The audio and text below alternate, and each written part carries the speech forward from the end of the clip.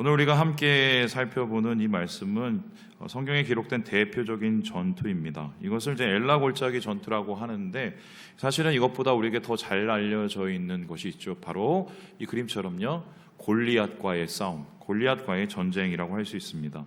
이 싸움은 사실은 처음부터 애매하고 절망적인 싸움이었는데 이 싸움의 끝이 극적으로 끝나서 결국은 이스라엘의 승리로 끝나고, 이를 통해서 다윗은 모든 사람의 각광을 받고 이스라엘 백성들은 잠시 평화를 누리게 되는 매우 중요한 싸움이었습니다.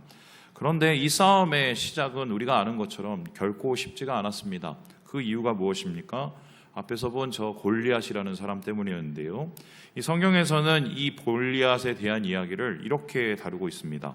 우리 함께 4절의 말씀을 같이 한번 읽어보도록 하죠. 시작. 블레셋 사람의 진영에서 싸움을 도두는 자가 왔는데 그의 이름은 골리앗이요 가드 사람이라. 그의 키는 6규빗 한 뼘이요. 이 사람을 이제 골리앗이라고 얘기하고 말하기를 가드 사람, 그리고 키가 6규빗 한 뼘이라고 얘기합니다. 그러니까 지금으로 따져보면 한 거의 3m 정도 되는 것 같고요. 이게 뭐 실측인지는 잘 모르겠죠. 하지만 굉장히 컸다는 겁니다. 그리고 가드 사람이라고 얘기하니까 한마디로 이 사람은 이제 블레셋 중에서 알아주는 장수의 집안이라고 할 수가 있겠습니다. 뿐만 아니라 이 사람을 가리켜서 여기 보시듯이요, 싸움을 도두는 자라고 얘기를 하고 있는데, 이 싸움을 도두는 자라는 뜻이 이제 뭔지 좀 살펴볼 필요가 있습니다. 예전에는 이렇게 싸울 때 어떻게 싸우냐, 이 상대방이 이제 진열을 만들고 그냥 진열을 만든 데서 시작하면서 싸우는 게 아니었습니다. 서로 말싸움도 하고 서로 여러 가지 방식으로 대결을 하게 되는데, 그 중에 대표적인 게 뭐냐면 대표전이었습니다. 이 대표전이 뭐냐, 이쪽에서 대표할 만한 한 장수를 세우고 또 저쪽에서 대표할 만한 한 장수를 세워서 두 사람이 이제 붙게 만드는 겁니다. 이 사람들을 뭐라고 그러냐, 싸움을 도두는 자라고 하죠. 왜 이렇게 대표전을 했을까? 이것은 여러 가지 이유가 있는데, 싸우면은 사람들이 많이 죽잖아요. 그러니까 이 피해를 최소화하기 위한 방법이기도 하고, 이런 싸움을 통해서 사기를 북돋아서 빨리 전쟁을 끌어내는 그러한 방법이기도 합니다. 어쨌든 이 블레셋 진영에서는 골리앗이라는 3m 넘는 장신의 이 장수를 갖다 내놨으니 이스라엘 백성이 여기에 대해서 굉장히 심각한 마음을 품었을 것이 분명하겠습니다. 그래서 이러한 이 장수의 모습을 보고서 이스라엘은 어떻게 반응했을까? 24절에 이렇게 얘기를 합니다. 제가 읽어볼게요. 심히 두려워했다. 그리고요, 어떻게 했어요? 도망했다. 사람들이 두려워한다는 이 단어는요, 하나님 앞에 쓰면 하나님을 경배한다는 말과 똑같아요. 한마디로 너무 두려워서 저건 사람이 아니야, 거의 신급이야 라고 생각을 하면서 이것이 너무 싸움도 안 되는 전쟁이라고 생각하고 사람들이 흩어지고 있는, 말 그대로 이게 질 게 뻔한 전쟁이 되어가고 있었던 것입니다. 그런데 이 전쟁이 뒤집힌 이유, 여러분 아시는 것처럼 다윗이 등장했기 때문인데, 그러면 다윗은 정말 싸움을 잘하는 사람이었을까?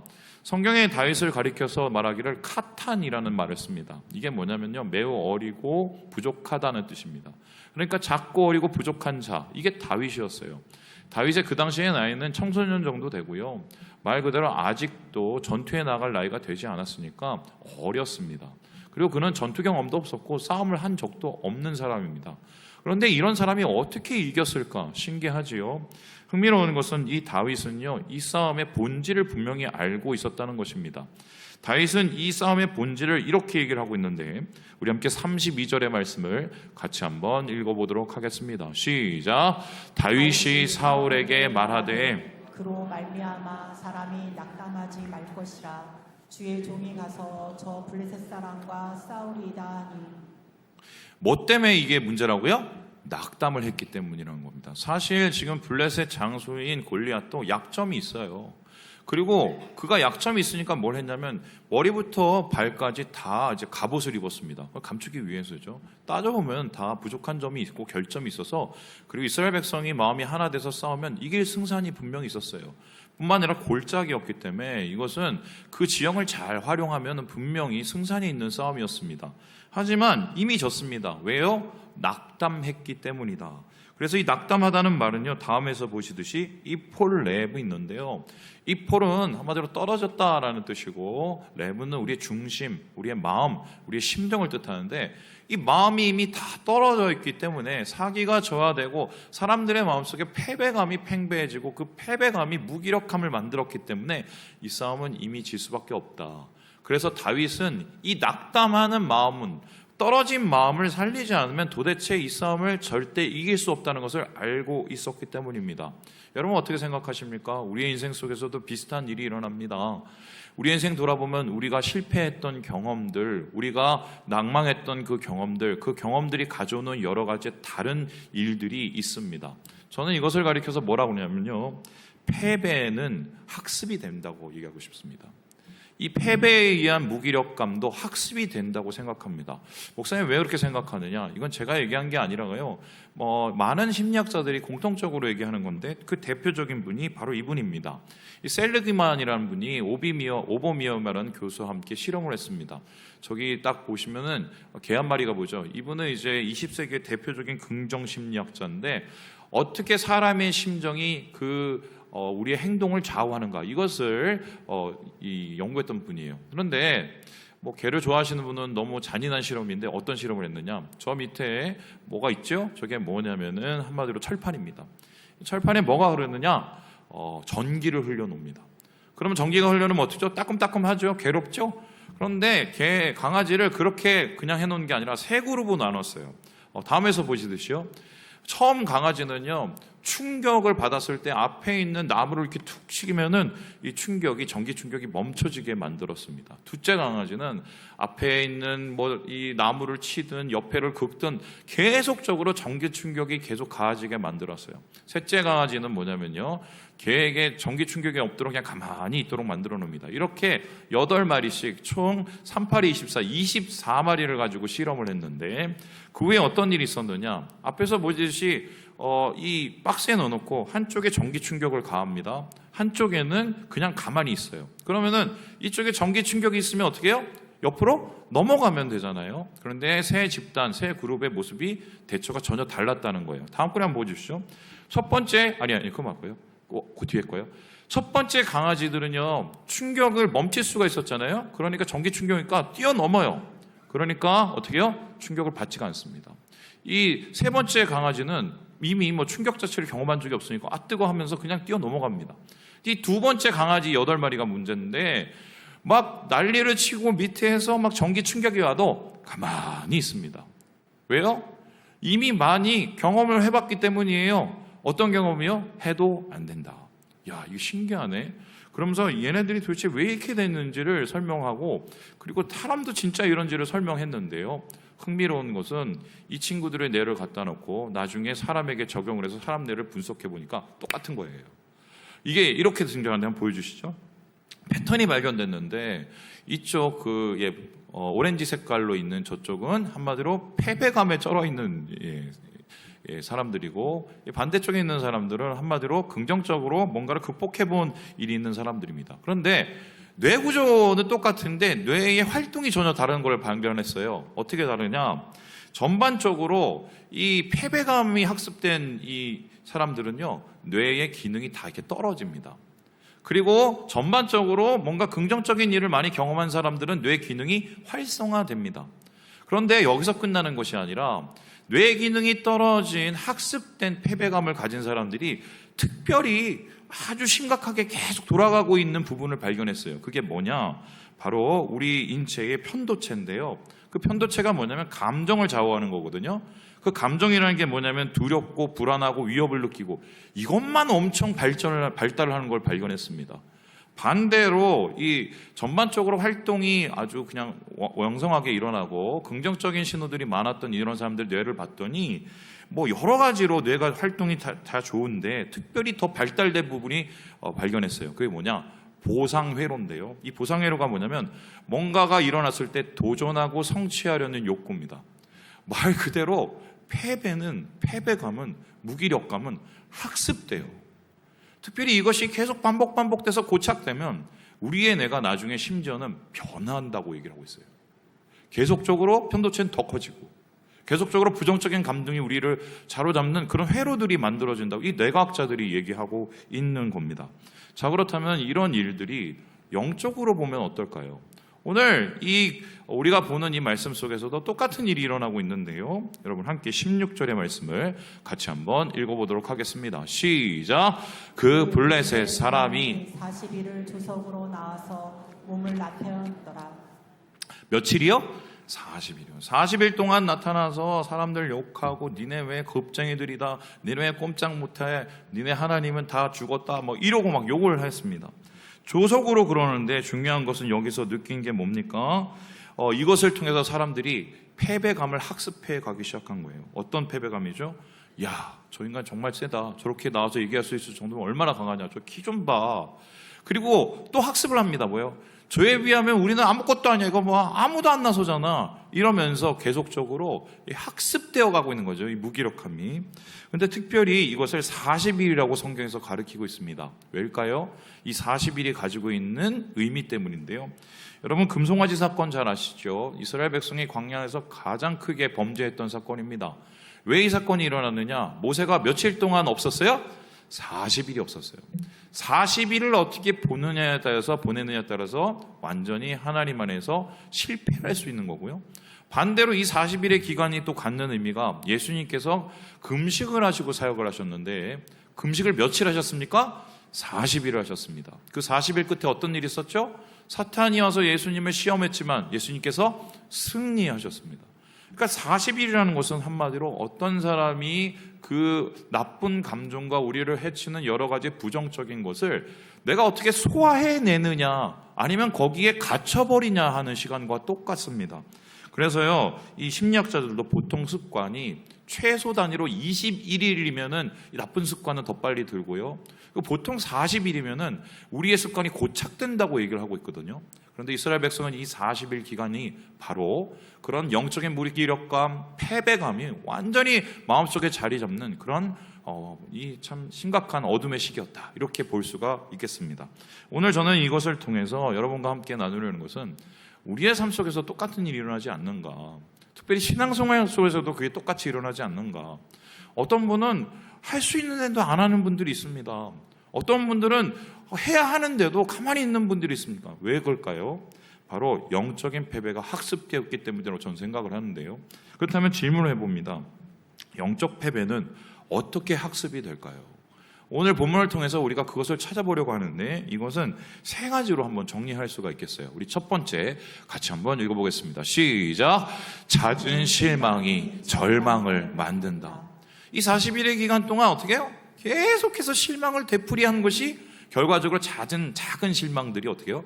큰 절망을 만들어낸다는 건데 우리 함께 10절의 말씀을 같이 한번 읽어보도록 합니다. 시작. 그 블레셋 사람이 또 이르되 내가 오늘 이스라엘의 군대를 모욕하였으니 사람을 보내어 나와 더불어 싸우게 하라 한지라.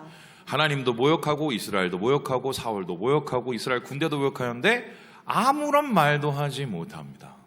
40일 동안 계속적으로 오늘도 실망, 내일도 실망 이렇게 거의 몇 주를 보냈나요? 뭐 이런 시간 끝에 이스라엘 백성은 뭐예요? 안 돼, 안 돼. 나는 안 돼. 우리는 안 돼. 이 생각이 자리 잡게 되는 것입니다. 여러분 이런 일들은 성경에도 동일하게 나타나요. 그 대표적인 게 바로 가데스 바네아의 사건입니다. 이 민수기 13장에 보면 이스라엘 백성들이 시내산에서 하나님을 만난 다음에 이제 가나안으로 이제 올라가고 있었습니다. 하나님께서 이렇게 그들과 합의하셔서 12정탐꾼 보내지요. 그런데 어떤 일이 일어났습니까? 그 사람들이 내려와서 거기에 대한 평가를 합니다. 며칠을 보고 내려왔죠? 40일입니다. 신기하죠? 근데 신기한 거는 40일 동안 뭘 봤냐? 오늘 이스라엘 백성들이 그 거인을 본 것처럼 이 사람들도 40일을 다니면서 블레셋이 살았던 그 동네에서 아낙 자손 거인 족속을 봅니다. 거기에 대해서 이렇게 평가를 하는데 우리 함께 31절의 말씀을 같이 한번 읽어보도록 하지요. 시작. 그와 함께 올라갔던 사람들은 이르되 우리는 능히 올라가서 그 백성을 치지 못하리라. 그들은 우리보다 강하니라 하고. 아유 안 돼. 우리 메뚜기야. 패배감을 학습하게 되지요. 자, 그럼 제가 한번 질문해 보겠습니다. 나중에 그러면은 이스라엘 백성들이 요단강 건너서 가나안에 들어가서 블레셋 사람들 혹은 가나안의 족속들과 싸울 때 거인이 있었을까요? 없었을까요? 다 사라졌습니까? 하나님께서 40년 동안 다 보내주셨을까요? 있었어요. 근데 왜 이때는 안 되고 그때는 될까요? 이상하죠? 저는 여기서 뭘 보느냐, 이스라엘 마음속에 깊이 잠겨져 있는 심각한 마음, 노예 근성을 봅니다. 이스라엘 백성들이 애굽 생활할 동안 뭘 했습니까? 애굽의 큰 우상들과 큰 힘을 가진 사람들한테 맨날 구박받고 맨날 거기에서 한마디로 갇혀 사는 인생 되어서 어떻게요? 맨 처음에 태어나면서도 배운 게 안 돼, 안 돼, 우리는 안 돼, 안 돼, 안 돼. 이 노예 근성 고치는 게 총 몇 년이 걸렸습니까? 40년이 걸렸어, 40년. 그래서 오늘도 우리는 고민해야 돼요. 그냥 계속적인 실망을 반복해서 놔두면요, 그것이 어느새 나도 모르게 나는 안 돼, 우리는 안 돼, 우리가 정말 하나님 말씀에 안 돼, 이런 실망이 절망으로 바뀔 수 있다는 거, 이게 성경에서 말하는 패배의 학습이에요. 두 번째, 그렇다면 영적인 패배는 어떻게 학습이 될까요? 우리 같이 한번 읽어보도록 하겠습니다. 시작. 잦은 불평이 불화를 만든다. 실망감을 내비두면은 그냥 절망으로 변하듯이 이 사람들 간의 불평들을 그냥 내버려두면 뭐가 됩니까? 큰 불화를 만들게 되는 건데요. 오늘 이 다윗이 와서 이 싸움을 볼 때 그 옆에 있는 형이 승질이 나서 이렇게 얘기를 합니다. 우리 함께 28절의 말씀을 읽어보도록 하지요. 시작. 큰형 엘리압이 다윗이 사람들에게 하는 말을 들은지라. 그가 다윗에게 노를 바라여 이르되 내가 어찌하여 이리로 내려왔느냐, 들에 있는 양들을 누구에게 맡겼느냐, 나는 내 교만과 내 마음의 완악함을 아노니 내가 전쟁을 구경하러 왔도다. 다윗이 그랬어요. 왜 가만히들 계세요? 그랬더니 뭐라고 합니까? 야, 너 조용히 안 해? 너 집에서 양이나 치고 오지. 지금 여기서 뭐 하고 있는 거야? 빨리 가, 이놈의 새끼야. 막 이렇게 한 거예요. 왜요? 이것을 통해서 우리가 보는 게 이미 이스라엘 군대 가운데 부정적인 생각이 쫙 퍼져 있구나. 부정적인 말들이 쫙 퍼져 있구나. 그것들이 오히려 이들한테 위화감을 만들고 있다는 것을 우리가 살펴볼 수 있는 대목이죠. 성경에도 이런 것들이 있습니다. 패배는 사실 이렇게 일어나는데 그 대표적인 것이 여러분 아시는 바로 이 그림 아시죠? 고라자손의 심판입니다. 고라자손은 누굽니까? 하나님 찬양하고 하나님을 높이던 사람들. 이 사람도 모세와 같이 레위 자손이었어요. 그런데 이 사람들 어떻게 했습니까? 어느 날 갑자기 모세가 마음에 안 드는 겁니다. 또한 아론이 마음에 안 드는 겁니다. 자기가 봤을 땐 좀 자기가 하면 더 잘할 것 같았습니다. 그리고 어떻게 했어요? 막 비판을 하기 시작했어요. 비판을 하고 비판을 하다가 결국 그 끝에 어땠습니까? 누가 진짜인지 한번 대결을 해보자고 얘기합니다. 그리고 어떻게 해요? 향로를 2개 만듭니다. 우리가 향로를 가지고 하나님 앞에 갔을 때 하나님께서 누구 걸 받으시는지 한번 보자고 그랬어요. 어떻게 됐습니까? 모세 거를 받으시고 고라 자손을 받지 않으시고 결국 이렇게 땅이 꺼져서 불이 나서 다 죽습니다. 이때 죽은 자손이 250명 최소, 불이 다 죽었습니다. 여러분, 여기를 통해서 우리가 본 게 뭡니까? 목사님한테 대들지 말아야지. 그건 교회 당회에 대들지. 저는 이 말 하려는 게 아니에요. 불평의 그 문제점을 얘기하는 겁니다. 여러분, 우리가 부정적인 말들이 자꾸 들리다 보면 어느새 순간에 우리도 모르게 그런 마음이 우리 중심에 사로잡혀 있어요. 제가 예전에 이런 경험들이 있어요.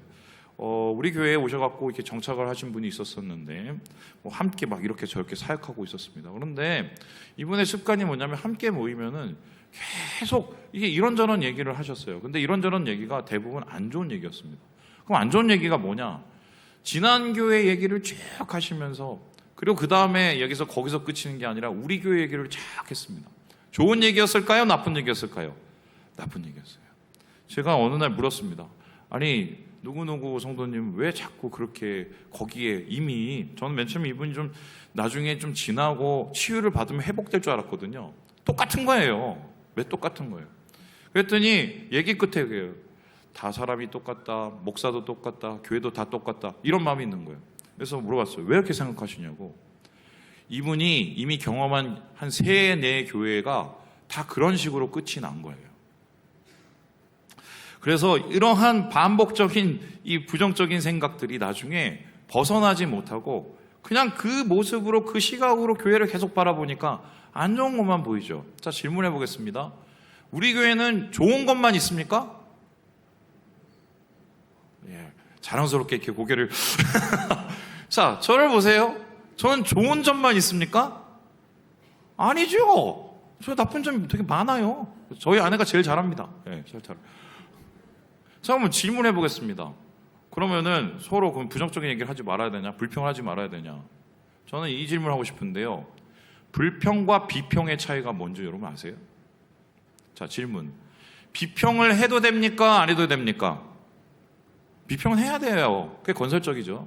불평은 하면 좋습니까? 안 좋습니까? 안 좋죠. 자, 그럼 질문요. 불평과 비평의 차이가 뭘까요? 제가 챗GPT한테 물어봤습니다. 너는 불평과 비평의 차이가 뭐라고냐? 그랬더니 이 친구가 굉장히 해안을 내놓던데 전제의 차이래요. 무슨 소리냐? 비평은 다각적으로 봅니다. 이것이 좋은지 나쁜지, 좋은 점과 나쁜 점을 다각적으로 봐서 이것을 가지고 건설적으로 뭔가를 만들어 보려는 그런 생각을 가진 전제입니다. 근데 불평은 뭡니까? 이미 이게 나쁜 거라는 것을 가정하고 시작을 합니다. 그러니 이 모든 상황 속에서 나쁜 것만 찾아냅니다. 자, 그럼 그 끝이 어떻게 될까요? 비평을 통해서 그 공동체와 그 사람의 삶은 건강한 삶으로 발전을 할 가능성이 많지만 반대로 불평을 통해서는 정말 안 좋아질 가능성이 훨씬 많습니다. 바로 이스라엘 백성들은 지금 이러한 상황 속에서 이 잦은 불평을 해결하지 못하는 거예요. 그 불평이 결과적으로 불화를 만들어서 싸우지도 않고 지어보는 이런 상황을 만든 것이 아닌가. 바로 이것이 오늘 이 블레셋과의 전투에 나오는 영적 패배의 학습이다. 그렇다면 마지막으로 이 영적 패배는 어떻게 학습이 되었을까요? 우리 같이 한번 읽어보도록 하겠습니다. 시작.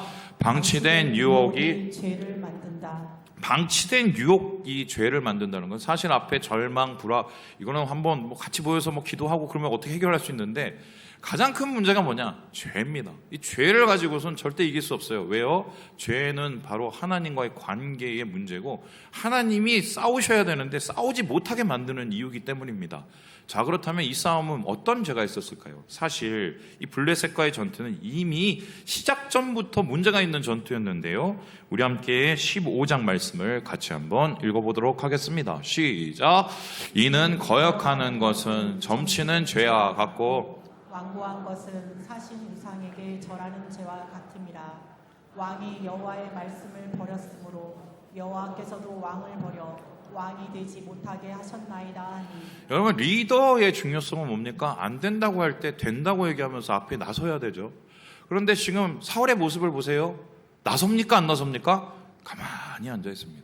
이 전의 전투도 아주 부정적이었어요. 그걸 그나마 이긴 게 요나단 때문에 이긴 거거든요. 자기 아들요. 왜 이렇게 되었을까? 이미 이 사람은 마음속에 깊은 문제가 있었기 때문인데 하나님과의 관계의 문제, 죄가 벗어나지 못할 정도로 그 마음속에 자라나고 있었기 때문이다. 바로 여러분 아시는 것처럼 아말렉과의 전투인데요. 아말렉과의 전투에서 승리를 했지만 하나님의 뜻을 이루지 못해서 버림을 받게 됩니다. 자, 그러면 이 사람은 왜 이렇게 하나님을 거역하는 죄를 지었을까? 여러 가지 상황을 보면요. 이것을 돌이킬 수 있는 여러 기회가 있었어요.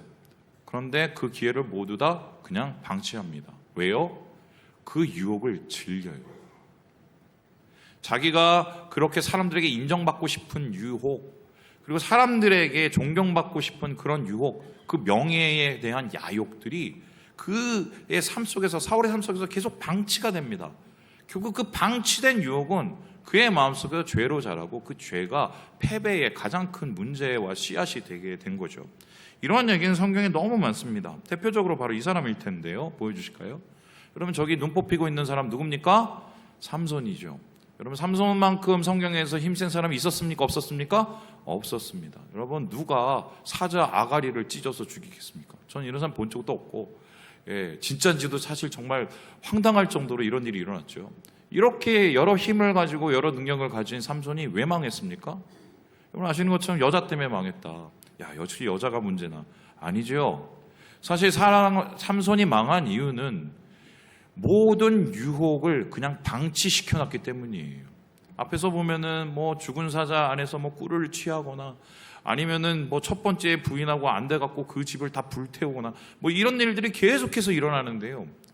유혹들을 그냥 방치한 게 나중에 이 사람을 잡아먹는 큰 죄가 되고, 그 죄가 나중에 결정적으로 나타나는 게 들릴라라는 여자였어요. 결국 이 삼손은 어떻게 끝이 납니까? 눈 뽑히고 모든 것이 다 뽑힌 다음에 자기 죄를 회개하고 나서야 하나님 안에서 이 힘을 회복할 수가 있었거든요. 마찬가지로 우리도 이렇게 유혹을 그냥 방치해 놓으면은, 사울처럼 삼손처럼 방치해 놓으면 어느새 나도 모르게 큰 죄가 돼서 내 삶 속에서 패배를 갖춰두는 무기력함을 만들 수 있다. 그런데 보세요. 잦은 실망, 잦은 불평, 방치된 유혹, 이 세 가지의 공통점이 있습니다. 뭔지 아세요? 이게 모두 하나님과 관계된다는 겁니다. 하나님과의 관계를 깊게 만들겠습니까? 아니면 하나님과의 관계를 멀어지게 만들겠습니까? 멀어지게 만들죠. 그래서 저는 이렇게 얘기하고 싶은데, 우리의 행동 양식의 가장 기준이 뭘까? 가장 중요한 판단 기준. 내가 이거를 해서 하나님하고 가까워지면 열심히 하세요. 반대로 이거를 해서 하나님하고 멀어질 것 같으면은 그만두셔야 됩니다. 사람들이 아무리 좋다고 해도 그건 그만둬야 돼요. 왜요? 그것을 통해서 어느새 내 안에 패배라는 씨앗이 자라나기 때문이다. 자, 그렇다면 이 이야기, 이렇게 패배로 끝날 수 있는 이야기가 극적인 승리로 완전히 반전을 이룰 수 있는 그 이유가 무엇일까? 여기에 대해서 49절에 이렇게 얘기를 하는데요. 같이 한번 읽어보도록 하겠습니다. 시작. 손을 주머니에 넣어 돌을 가지고 물매로 던져 블레셋 사람의 이마를 치매 돌이 그의 이마에 박히니 땅에 엎드러진다. 다윗이 어떻게 했어요? 물매를 이렇게 막 돌려갖고 확 돌렸더니 여기 이마팍에 탁 맞아갖고 그냥 꽂혀갖고 죽죠. 여러분 잘 아는 겁니다. 자, 그때 썼던 이 물매는 정확하게 말하면 물매가 아니래요. 다음에서 보여주시죠. 물인매래요. 이게 정확한 우리나라 말이고요. 이 물인매의 크기가 저기 보는 것처럼, 저기 달걀 보세요. 저 정도 돌이 됩니다. 특별히 이것은 베냐민 지파도 이 무기를 사용해서 이 전투에 직접적으로 활용을 했다고 하고요. 다윗은 아마 이것을 이제 목동 시절에 배웠던 것 같습니다. 이야, 어떻게 이 돌 하나가 이렇게 주머니에서 돌 하나 꺼내서 그걸 돌려서 다가오는 골리앗에게 던졌더니 맞아서 승리를 하게 된 거예요. 여러분 어떻게 생각하십니까? 진짜 이 영적인 패배감을 이기고 승리하기 위해서는 이런 주머니에 넣은 돌 하나가 필요하다. 그런데 자, 그러면 단순히 주머니에 돌 하나일까요? 저는 이것이 상징하는 바가 되게 크다고 생각하는데요. 저는 이 말씀을 통해서 이 물인맷돌의 이 상징성을 한번 의미를 찾게 됩니다. 우리 함께 37절의 말씀을 같이 한번 읽어보죠. 시작. 또 다윗이 이르되 여호와께서 나를 사자의 발톱과 곰의 발톱에서 건져내셨은즉 나를 이 블레셋 사람의 손에서도 건져내시리이다. 사울이 다윗에게 이르되 가라, 여호와께서 너와 함께 계시기를 원하노라. 이건 단순히 다윗이 이제 무림맷돌을 잘 돌리고 연습해 갖고 이날을 위해서 준비했다 이렇게 얘기할 수도 있겠지만, 그것보다도요 이게 상징하고 의미하는 바가 있습니다. 어떤 것이냐? 이 사람이 목동이었잖아요. 목동이면 혼자 이 들판에서 양을 지켰을 거 아닙니까? 외롭죠. 도와준 사람도 없죠. 어떻게 그 시간을 이겨냈을까? 하나님과 함께 이겨냈죠. 그런데 거기에서 끝나는 것이 아니라 그 외로움뿐만 아니라 위협이 오죠. 여러 짐승들, 여기서 보는 것이 사자의 발톱, 곰의 발톱들, 또 이리의 습격들, 이런 것이 있었습니다. 그러면은 양 지키는 게 문제가 아니라 자기 목숨도 뺏길 수 있어요. 근데 어떻게 이겨냈습니까? 여기에서 이 무림맷돌을 돌리면서 이겨냈다는 거예요. 자, 그러면 이게 단순히 기술적인 문제일까요? 이 무림맷돌이라는 것은 다른 게 아니라 하나님과 함께한 작은 순간순간의 승리의 경험이에요.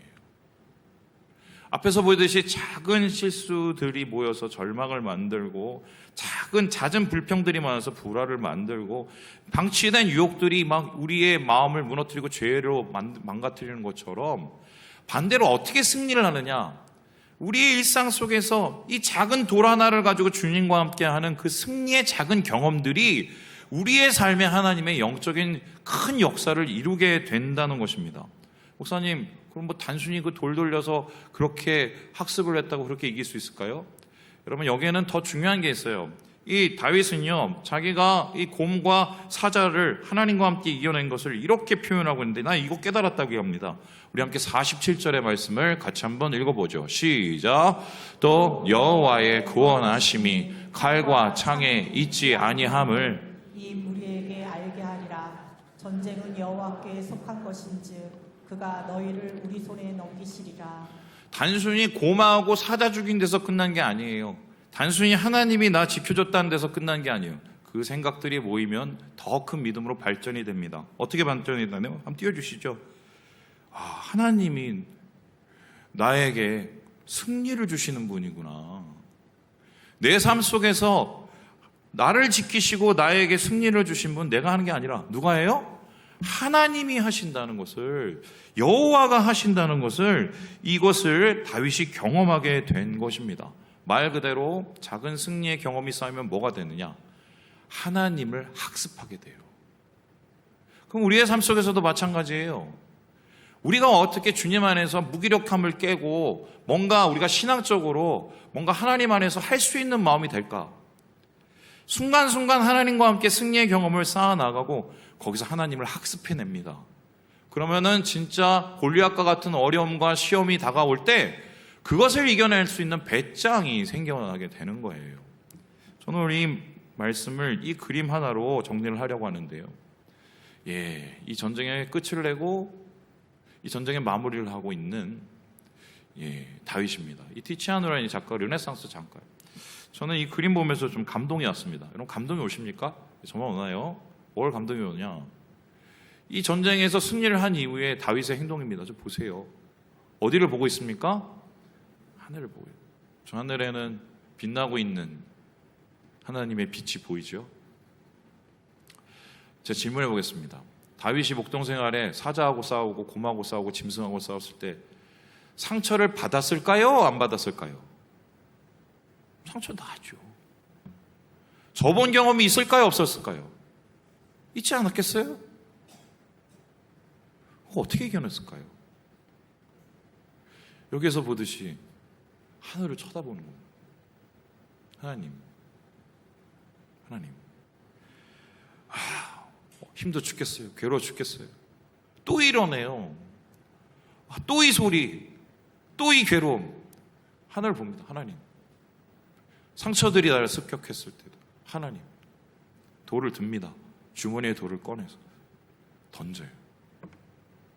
싸움은 이렇게 이기는 거예요. 말씀을 마칩니다. 사랑하는 여러분, 주님 안에서 패배감이 학습되듯이 하나님이 주신 승리의 역사도 학습이 됩니다. 오늘 여러분의 자리에서 하나님과 함께 주님을 배워가시면서 기쁜 승리의 감격을 누리시는 우리 모든 형제 자매들 되시길 주님의 이름으로 축원합니다.